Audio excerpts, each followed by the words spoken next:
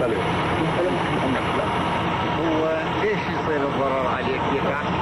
سيدي أجهزة الدولة ليش يصير؟ سيدي يصير لأنه أكو مخربين يأذون الناس. بلى سيدي نعم أنا أنتم بلى سيدي يعني بعد هالتجارب المرة اللي مريتوا بها بلى سيدي كشعب يفترض يصير وعي، يصير عقل بالدماغ، بلى سيدي انه لازم تفهمون هسه وينهم هم المخربين؟ وين راحوا؟ ولا راحوا وين راحوا؟ بامريكا وبانجلترا وبفرنسا ويصرفون ملايين الدنانير. منين؟ ما تسال انت مو انسان فقير بطرق الشر والله. ما تسال منين جلال الطلباني وغير جلال الطلباني منين يصرفون هاي الملايين الدنانير؟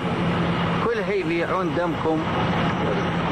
وهسه لو المنطقة مالتكم مستقرة مثل ما استقر العراق، أنا ما أريد بس تفر راسك، أريدك تسمعني زين، تفك عقلك. أنت إذا تفك عقلك نتفاهم، إذا ما تفك عقلك بس تهز راسك ما نتفاهم.